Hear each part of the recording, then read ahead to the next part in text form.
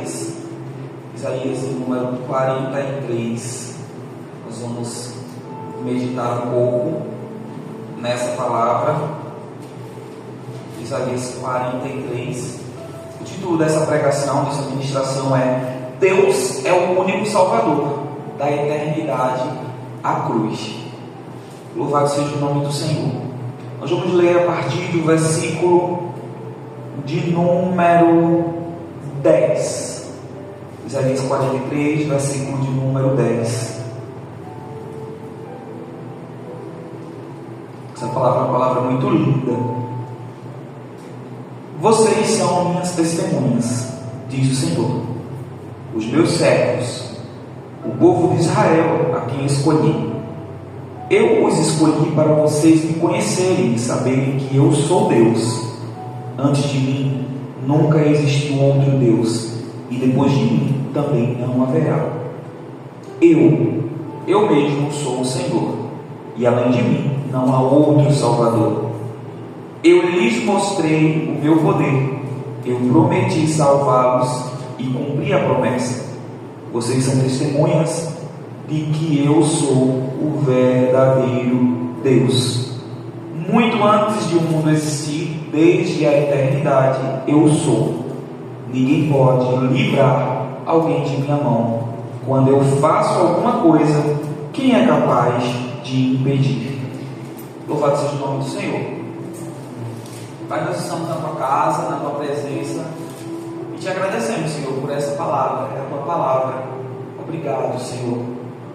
Traz uma compreensão mútua, conjunta. Alerta-nos, Senhor, acerca dos dias atuais. Manifesta a tua glória no nosso meio. Trabalha dentro do nosso coração, nos converte, nos ensina a ser melhores através do Espírito Santo, Senhor. Que o Senhor venha nos conduzir, que o Senhor venha mostrar, porque a tua palavra diz que o Senhor nos chamou para ser testemunhas. Então faz, Senhor, a tua vontade, o teu operar nas nossas vidas, em nome de Jesus. Amém. Louvado seja o nome do Senhor. E a gente vai ter aqui, nesse livro de Isaías, uma revelação de uma verdade eterna, né? A gente pode pensar dessa forma, como uma verdade, que Deus é o único Salvador, né? Ele mesmo deixa muito claro na palavra: eu sou o único que posso salvar. Deixa claro também em dizer que ele mostrou o poder, ele cumpre as suas promessas, e antes mesmo de o mundo existir, ele já era Deus. E ele ainda fala: eu vim antes de tudo e depois de mim não haverá outro. Então a gente pode entender como uma verdade eterna: Deus é o único Senhor e Salvador. A sua soberania sobre a salvação, ela é absoluta. Desde a criação até a consumação da história, ele age com poder e propósito. Nada passa desapercebido do Senhor. Todas as coisas que acontecem na nossa vida, e aí a gente entra numa discussão que é muito interessante, que é a vontade permissiva de Deus. E não é vontade de Deus que você sofra, que você chore. Deus, ele não está com um joystick nesse momento, brincando e dizendo: eu vou colocar uma pedra aqui para ela ou ele tropeçar. Não. Existem situações nas nossas vidas, e aí a vontade de Deus, ela entra, né? A permissão de Deus, para que a gente se desenvolva. Então, diante de qualquer situação, diante de qualquer dificuldade, nós precisamos identificar as melhores oportunidades. E não tem oportunidade melhor senão conferir, fazer o checklist na palavra dele, né? Foi falado aqui através da oração, foi deixado uma palavra viva para que a gente possa ter um direcionamento, para que a gente possa ter um respaldo técnico, um respaldo para o nosso sucesso como cristão, como servo, como serva de Deus, né? Eu costumo pensar que a gente vai, se especializa, né? A gente faz uma faculdade, faz uma graduação, faz um curso técnico, faz um treinamento. O objetivo desse treinamento, o objetivo desse ensino, desse estudo, é trazer habilidades para que a gente tenha um posicionamento técnico diante daquilo que a gente se propõe a fazer. A nossa vida espiritual é da mesma forma. Se nós não consultarmos as IERs, né? Se nós não consultarmos as normas técnicas, o que Deus ele tem a dizer, nós podemos perder muito, como foi falado e ministrado no domingo passado, né? A obediência, ela traz a bênção por completo. Se a gente obedece parcialmente, a gente vai acumulando bênçãos parciais, e aí a gente vai alcançando conquistas e vitórias, porque Deus ele é misericordioso, e o próprio Jeremias ele diz: as misericórdias do Senhor são as causas de nós não sermos consumidos. Nós, enquanto seres humanos, nós somos muito tendenciosos a julgar, muito tendenciosos a avaliar, e avaliar a performance do outro, a postura do outro, e essa dificuldade que a gente tem de avaliar nós mesmos, nos coloca numa posição de muito risco, porque muitas vezes a gente não conhece por inteiro o que nós somos capazes de fazer, ou conhecemos parcialmente, e aí a gente não consegue avançar naquela proposta que Deus ele tem de nossas melhorias, do nosso crescimento e desenvolvimento espiritual, tá? Então, a ideia em si, nesse texto, quando a gente pensou nele, é explorar como Deus manifestou a sua salvação ao longo das eras e como Cristo Jesus é o cumprimento definitivo dessa promessa. A gente vê aqui Deus, ele desenvolvendo estratégias nos tempos antigos, né, de forma em que ele agia com provisão no meio do povo, no meio dos desertos, no meio das dificuldades, trazendo estratégias e cumprindo tudo isso através de Cristo Jesus. Então, ele finaliza com Cristo. Já foi dito também aqui nessa noite que está consumado, já está feito, porque ele já concluiu todas essas coisas, tá? Primeiro tópico teria uma declaração divina, né? É como se ele estivesse atestando. A gente pega uma declaração e a declaração diz: eu declaro para os devidos fins, né, que fulano de tal é bacharel, foi concluir o curso, que fulano de tal é aluno, estudante. Eu declaro para os devidos fins de comprovação que fulano de tal mora no endereço tal. Uma declaração, e Deus está trazendo uma declaração divina: fora de mim não há Salvador. Então a gente já vai ver aqui, nesse texto que nós lemos, é o próprio Deus dizendo e declarando: olha, fora de mim não há salvação. Fora de mim não há. E vai ter um momento em que os discípulos eles vão perceber Jesus em um discurso muito incisivo, um discurso de cheque, né? De você olhar e dizer: o que é que eu vou fazer agora? Diante da postura do Senhor Jesus Cristo. Menino, essa palavra é dura, eu vou embora. E aí, Jesus disse aos discípulos: vocês vão embora também? Porque muita gente foi embora. Aí, um dos discípulos, né, Pedro, diz: olha, para onde nós iríamos se só tens palavras de vida eterna? Outras pessoas podem ter uma palavra, podem ter um aconselhamento, um direcionamento, mas uma palavra de vida só o Senhor tem. E a gente precisa identificar dentro desse processo o que é que gera vida dentro de nós. E muitas vezes a nossa postura e o nosso posicionamento de ir embora, de abandonar os projetos que Deus tem na nossa vida, é porque a gente não está avalizando e entendendo que a vida é gerada tão somente e unicamente por Jesus Cristo. Se eu for olhar para a direita, para a esquerda, eu posso me perder no meio do caminho, no meio do processo. Mas se eu olho para o lugar da salvação, para o ponto e o alvo da salvação, ele diz, ele declara: fora de mim não há salvação. Então eu preciso focar aonde o Senhor está direcionando. Nele. Deus inicia afirmando sua exclusividade como Salvador. No contexto de Israel, ele contrasta a sua ação com a impotência dos ídolos. No versículo 12 do mesmo texto, nós vamos ver ele dizer: eu lhes mostrei o meu poder, eu prometi salvá-los e cumpri a promessa. Vocês são testemunhas de que eu sou o verdadeiro Deus, diz o Senhor. E é como se o Senhor estivesse lembrando ao povo que outrora estava aprisionado, sendo escravo, servindo na casa do faraó, né, a nação egípcia. E aí ele vai dizer: olha, vocês não lembram do que eu fiz no passado? Eu fiz uma promessa e eu cumpri. Eu permaneço fazendo essa promessa. A gente foi falar aqui que Deus ele não muda, né? E aí a gente vai ver, entender que Deus ele está falando e está fazendo um contraste e falando acerca da ação e a impotência dos ídolos. A gente vai ver Deus ele declarando aqui e falando coisas grandes e tremendas. E as pessoas que conheceram o Senhor em um momento se desviaram para servir os ídolos. Que tem boca, mas não fala, ouvidos, mas não ouve, olhos, mas não vê. E o Senhor ele vai dizendo que as pessoas que servem os ídolos e que seguem os ídolos, elas se tornam semelhantes a eles, sem ação, e entram no estado de inanição. Salmo 62, versículo 7, 62, versículo 7 diz: a minha salvação e a minha glória estão em Deus, a minha forte rocha e o meu refúgio estão em Deus. O salmista está declarando aqui. A gente percebe Deus ali fazendo essa declaração, que Ele é o único Salvador. O salmista está cumprindo o propósito dele, a missão dele, de entender o que Deus é na vida dele. Ele diz: a minha salvação e a minha glória estão em Deus. Tudo que eu preciso está em Deus. Meu sucesso está em Deus. Todas as coisas que eu espero alcançar estão em Deus. Não estão nos bens materiais.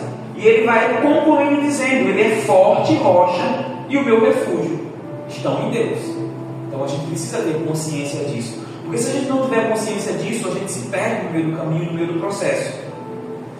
De forma prática, como é que a gente pode fechar esse tópico? Pensando em que você deposita a sua esperança. A salvação não está em riquezas, em méritos humanos ou filosofias, mas somente em Deus. Confiar tão somente, inteiramente, no nosso conhecimento, na nossa sabedoria, nas nossas experiências, não é fruto para que a gente possa conseguir vencer e alcançar vitórias em Deus. Nós precisamos renovar a nossa mente, precisamos entender que tudo vem dele e é a partir do suprimento dele que nós temos e geramos as coisas. Se a gente não tiver consciência disso, a gente vai meter os pés pelas mãos, a gente vai ter exemplos na palavra de Deus, de homens e mulheres de Deus que foram levantados, mas que erraram, que falharam, e que ao invés de se pegar para a palavra, unicamente para a promessa, disseram: não, vamos dar o nosso jeito. E aí a gente vai dizer: foi Deus que fez. Não, foi a minha precipitação, foi a minha pressa, né? Que é a mesma coisa, né? Mas a ansiedade, o mal do século gera isso em nós, a ponto de nós nos anteciparmos, nos desesperarmos e correr atrás daquilo que Deus disse no momento: descansa.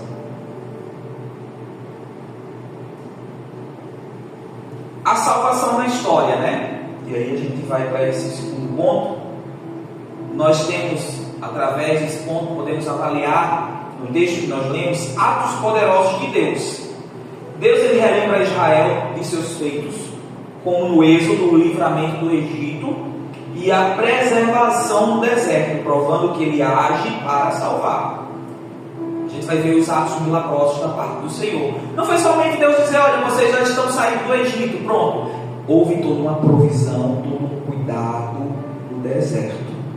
Alguém poderia dizer: poxa, a gente vai andar no deserto, as sandálias dos pés elas vão se cansar, né, se fatigar. E parecia que existia um negócio especial, né? Nessa época nem existiam os amaciantes, né? Poderia se utilizar outras coisas na época, né? Para trazer um cheirinho na roupa, aquela coisa toda. Mas o que a gente tem hoje na atualidade, né? Que deixa as roupas lá, a gente faz usa o homo, né? Homo cores, aí tem não sei o que de amaciante, deixa a roupa cheirosa, tem aquele para roupa colorida e a roupa não vai ficar manchada. Hoje nós temos tantos recursos, né? Para manter o que a gente tem. O povo não precisou de nada disso. Deus ele cuidou, mandou alimento no deserto. E eu já vi de tudo nessa vida, você caçar o seu próprio alimento, mas o alimento vir em direção ao povo para ser consumido. Só Deus faz isso. Quem está disposto a entender e reconhecer que Deus é aquele que salva, que Deus é aquele que cuida, não precisa lutar, não precisa levantar a voz, não precisa fazer nada, porque o próprio Deus se encarregará de fazer as coisas acontecerem e fluírem naturalmente. Aquilo que ou poderia ser antinatural se torna natural, porque Deus ele faz todas as coisas cooperarem para o bem daqueles que amam a Ele e que obedecem a sua palavra. Aí, Êxodo capítulo 14, versículo 13 ao 14, a gente vai ter algo que chama muita atenção. A gente está lá no mar, saiu da casa da escravidão, saiu da dificuldade, chega na frente do mar, e aí quando a gente vê, porque o inimigo, minha gente, ele não faz o papel dele em minha boca, não, ele investe em tentar destruir a sua vida. A gente precisa ter isso em mente, que ele não está brincando. O plano dele é matar, roubar e destruir. E aí todo mundo poderia estar em paz, nada, estava reclamando, porque ele disse: pronto, e agora? Não tem cebola, não tem mais o que a gente tinha de iguaria. E sabe que quando as pessoas estão tão acostumadas dentro de uma cultura que elas já vivem de escravidão, se tornar livre é uma proposta muito difícil até para pensar e dizer: o que é que eu vou fazer agora? Porque eu estava sob uma cultura de escravidão. E aí era melhor estar lá, porque eu estava lá trabalhando, né? Estava frito, ferrado, mas tinha a minha porção, o meu alimento. E aí as pessoas começam a pensar e a dizer: e agora? E aí quando vê, dizer: não acredito não, pronto, já está vindo ali os egípcios com carro, com cavalo, e vai matar a gente aqui. O que é que Deus ele diz? Louvado seja o nome do Senhor. O Senhor pelejará por vós. Aqui a palavra de Deus dizer: o Senhor pelejará por vós. É ter esse entendimento que Deus ele salva, ele cuida. Eu não estou vendo, é o Senhor, ele pelejará, o Senhor ele vai batalhar. O Senhor precisou apenas de um anjo para derrotar 180 mil soldados. Veja o que Deus ele pode fazer. Daniel 3,17: Sadraque, Mesaque e Abednego confiam no Deus que pode livrar. Então a gente vai ver a salvação na história, os atos poderosos do Senhor. Nosso problema é porque a gente se esquenta demais. E quando a gente está esquentado, a gente não reflete. Quando a gente está esquentado, a gente tem gatilhos ou a gente tem um impulso. E o impulso é já responder logo com ataque. E aí não é isso que a gente precisa fazer. É a gente entender que no momento que estava lá, ele estava falando: mas é que Abednego, vocês não vão se dobrar não, não vão jogar no fogo. Tá bom. Nós estamos aqui fazendo nosso trabalho, nosso papel, confiando no Deus que nós servimos. Então se Ele quiser salvar, Ele vai salvar. Entende? E entraram no fogo, e Deus foi lá e salvou. Ainda mostrou a visão para alguém que tinha nenhuma percepção espiritual, que disse: espera aí, eu mandei 3, tem 4 lá, que negócio é esse que está acontecendo? Porque Deus ele prova que é na vida dos seus filhos. Deus ele mostra, se faz presente e se revela. A Páscoa no Êxodo, lá no capítulo 14, no capítulo 12, a gente vai ver uma pré-figura de Cristo, o Cordeiro que tira o pecado. Aí em João 1,29 a gente vai ter essa percepção, né? O Cordeiro de Deus que tira o pecado do mundo. Então Deus ele age na história com atos poderosos para salvar. Não é diferente na minha e na sua vida nesse tempo presente, né? Tem a milênio, né? A geração agora milênio, né? Geração milênio, entre gerações o Senhor ele permanece salvando, livrando os seus filhos. Terceiro ponto, a obra de Jesus, a plenitude da salvação. Isaías 43,13 afirma que ninguém pode impedir os planos de Deus. Isso se cumpre em Cristo, que venceu o pecado e a morte. Eu já vi aqui alguém falando também, né? Que Jesus ele já conquistou para a gente isso, e ele já venceu. E a gente vai ver que ninguém realmente impede o plano de Deus. O plano de Deus é enviar o seu Filho para que ninguém perecesse. E nós estamos aqui, salvos, remidos, na presença do Senhor, porque Ele enviou Jesus. Em João 14,6 diz: eu sou o caminho e a verdade e a vida. Ninguém vem ao Pai senão por mim. É Jesus falando. Atos 4,12: não há salvação em nenhum outro, porque abaixo do céu não existe nenhum outro nome dado entre os homens pelo qual devamos ser salvos. Isaías 53, 5 e 6: o servo sofredor vai mostrar Jesus como servo sofredor. como aquele que padeceu, mostra a ele uma divindade imensa em poder, uma divindade que estava no processo de criação de tudo que existe aqui na terra, mas que humanizou-se, humilhou-se, assumiu a forma da sua criação e assumiu o papel de servo.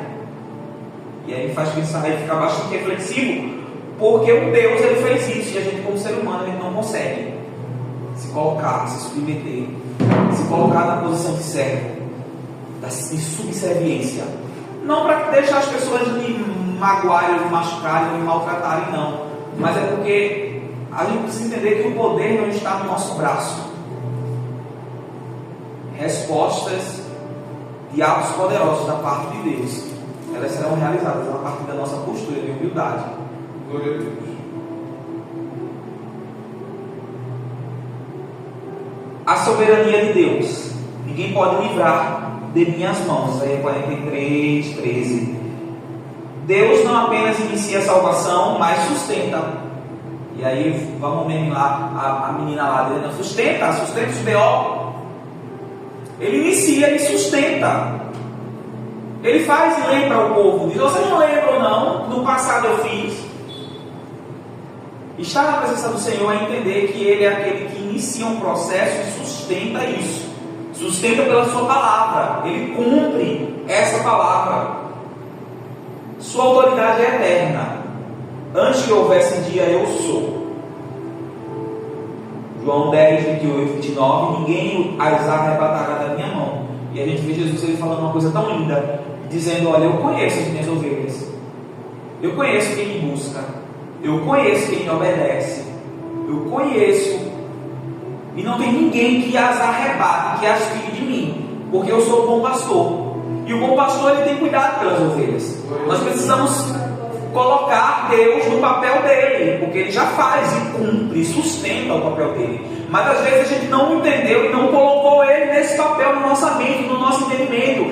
Eu estou no aprisco do Senhor, estou na presença do Senhor, não há nada que me arrebate daqui, que me tire daqui, porque ele me sustentará. Aleluia.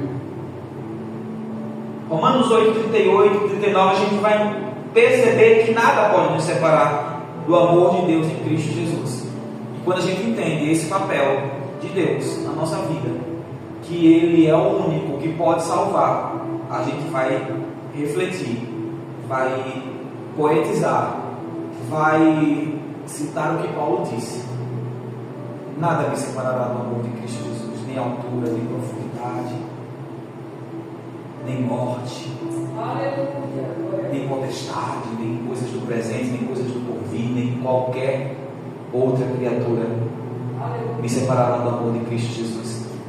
É alguém que está fazendo a lição de casa e está entendendo, olha, pode acontecer qualquer coisa diante da minha frente, pode uma manada estourar na minha frente, só vai passar por cima de mim se Deus ele permitir. Só se Deus disser, olha, vai ser dessa forma, meu filho, dessa forma trágica, que você vai morrer. Mas se ele não disser isso, pode vir na frente e você dizer, só vai permitir se o Senhor quiser. E se Ele quiser, Ele paralisa, Ele congela, Ele faz sumir, desaparecer. Quando estiver perto de você dizer, até agora desapareceu, ou você sair de um lado para o outro, como Filipe. Porque em Deus está o sobrenatural para fazer milagres, produzir maravilhas na minha e na sua vida. E a gente começa a entender dessa forma, porque a gente murmura, a gente reclama, mas não é nada diferente do povo antigo. Era Deus fazendo ele. Aí Deus dizendo, olha, você vai precisar se alimentar agora. Aí, não, vou guardar o maná. Aí estragava. Aí ficava retendo e retendo a dos outros também. Eu falei, mas a gente não deu uma instrução. Não é para guardar. Existem coisas que Deus ele vai mandar na sua vida que são porções diárias. E o próprio Jesus confirma quando diz, Pai nosso, nos dá o pão de cada dia. A cada dia o Senhor ele vai trazer provisão. E é preciso você confiar na provisão do Senhor e entender que Ele vai cuidar de você.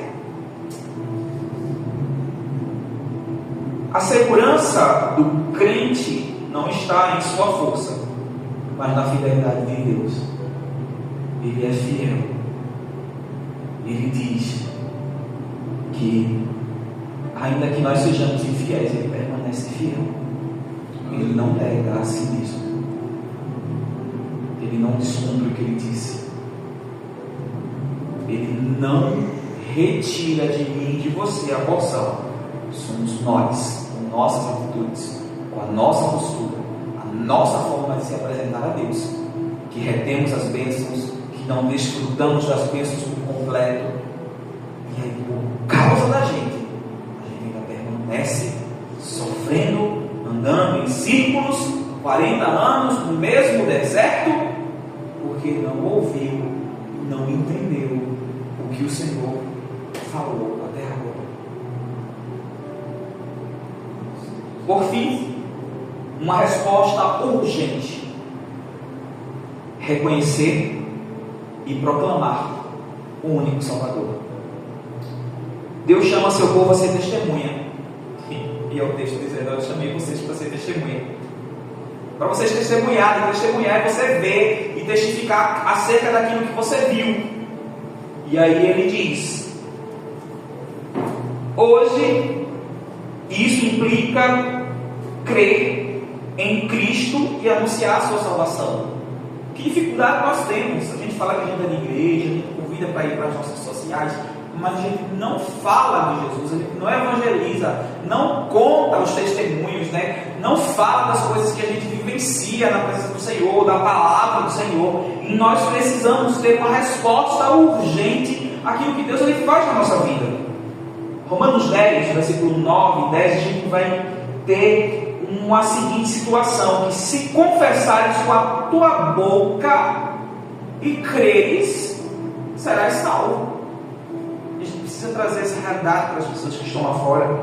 A gente precisa verbalizar também e mostrar que nós cremos, porque a salvação vem dele. Mateus 28, 19 e 20, a ordem de fazer discípulos. É o Senhor dizendo: eu chamei vocês para ser testemunhas. Vocês contarem as histórias de vocês. E contar essas histórias mostrando o poder do Senhor e tudo aquilo que Ele fez na nossa vida de transformação. Porque muitas vezes a gente não consegue ser transformado. E a palavra do Senhor, ela vai, Jesus dizendo: eu estou à porta e bato, se alguém ouvir, entrarei, serei com ele, vem comigo. E a gente usa muito isso para quem está lá fora. Mas essa palavra é para quem está dentro, para quem está buscando, para quem está na presença do Senhor. Porque existem momentos na nossa vida que a gente vai perder o foco. E precisamos voltar a ter o foco. As lentes que estão embaçadas precisam ser limpas para a gente enxergar de onde vem a salvação. E ela vem do Senhor. Louvado seja o nome do Senhor. Que possamos testemunhar com ousadia a salvação que vem do Senhor. Deus declara: eu sou o Senhor, o vosso Salvador. 43, versículo 3. Em Jesus essa verdade tornou-se carne. Rejeitar a Cristo é rejeitar a única esperança. Hoje que possamos viver para proclamar que fora dele não há salvação.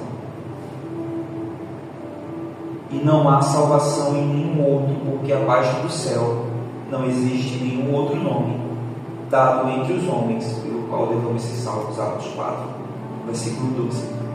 Essa é a palavra. Glória a Deus, eu fiquei preocupado, mas deu tempo, né? Sem tópico, a gente se misericórdia, vai dar tempo não. Que a gente possa sair daqui nessa noite analisando a nossa vida, é bíblico, profetizando sobre a nossa vida, mudança de postura para entender que a salvação vem do Senhor, não é pela nossa sabedoria, pela força do nosso braço, não é? Eu quero agradecer ao Senhor a formação, né? A graduação foi uma formação turbulenta, nem imaginei na vida.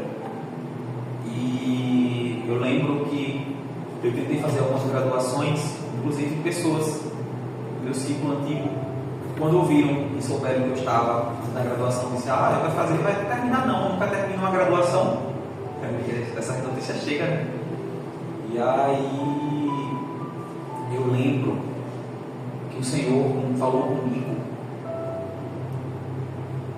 e isso foi em 2019. Senhor disse: você vai fazer um curso superior. Só Deus usando o vaso. E assim, como assim? Porque eu tinha já largado, jogado a bandeira, a toalha, assim, eu não quero não tem tempo, não tem condições, não vai. E o Senhor disse: estou preparando uma graduação para você. E aí falou outras coisas, né? Fica mistério, depois conta no futuro. E aí eu fiquei pensando, e disse: não, mas não vai ser assim não. E o Senhor criou todas as condições. O Senhor foi colocando no meu coração, brotando o desejo de fazer. E aí eu fui orando, buscando o Senhor e consultando qual área investir. E aí a área foi a área de saúde, né? E eu lembro que quando eu comecei o curso, antes de começar, eu disse: poxa, mas não sei, 4 anos. E aí depois me veio em mente: esses 4 anos eles vão passar de qualquer forma, se vocês estiverem fazendo alguma coisa ou não. E graças a Deus a gente concluiu, deu tudo certo, fomos aprovados, colamos grau. A gente só está esperando agora o tempo para dar entrada no conselho regional, né? Porque tem verba, né? E aí todas as questões, esses quesitos. E fiquei sabendo que o diploma está saindo com uma certa celeridade. E aí eu estou esperando também para ver se paga uma taxa só, porque depois vai ter que pagar taxa quando for dar diploma, e a gente já economiza, né? Prudência, né? E aí é isso. Então louvado seja o nome do Senhor, que nos dá condições, que salva, que faz a gente prosperar, que faz a gente crescer, amadurecer na sua presença. Vamos ficar em pé nessa noite, vamos orar, pedindo a Deus para que Ele mostre a força do seu braço na nossa vida, para que Ele tire todas as dúvidas, o medo, a angústia, a dificuldade, que a gente olhe e profetize sobre a nossa vida. A minha salvação vem do Senhor, que fez os céus e a terra. Pai, em nome de Jesus, nós queremos te agradecer por esse culto, por tudo que aconteceu aqui nesta noite, Senhor. A tua palavra ela foi ministrada, Deus, e ela diz com ênfase: fora de mim não há salvação. Meu Deus, que palavra tremenda, Senhor, que declaração profunda e sobrenatural. Que a nossa mente dilate, que a nossa mente, Senhor, fique inquieta na melhor forma do possível, percebendo a grandeza, a força do teu braço, Senhor, a tua, Senhor, disposição em salvar e fazer a gente assumir uma posição de testemunha, Pai. Que nós possamos testemunhar os grandes feitos que o Senhor tem feito ao nosso respeito, as coisas que o Senhor fará ao nosso respeito, Senhor. Que os nossos olhos se abram para olhar que o Senhor tem o escape, a salvação, que tem, Senhor, a resposta certa para tudo aquilo que a gente necessitar, Pai. Ah, bendito Deus, nesta hora, Pai, eu não vou olhar se uma manada estourar, se um arco, se uma flecha se levantar e se erguer, se um carro, um cavalo, um cavaleiro, um arco, Senhor, um escudo, nada que venha contra nós para destruir. A tua própria palavra diz que não prosperará toda a ferramenta preparada. Então, Senhor, faz a gente enxergar em âmbito espiritual aquilo que vem, Senhor, do Espírito, aquilo que vem, Senhor, de maligno para destruir a nossa vida, para fazer a gente desistir, para fazer a gente não olhar e não enxergar a salvação que já está pronta, já foi preparado por Ti, Senhor. Todo escape, todo livramento, Senhor, tudo que nós necessitamos aqui neste tempo de vida, Senhor. A Tua palavra diz que o Senhor contou os nossos dias. O Senhor sabe lá no início, quando nós fomos gerados. O Senhor sabe o nosso futuro, quando nós não estaremos mais aqui na terra. Então, sobre todos esses dias, eu creio, Senhor, que haverá provisão, e que nesta provisão não haverá, Senhor, espaço para dúvida, para, Senhor, para dizer: na minha vida não dará certo. Está repreendido em nome de Jesus.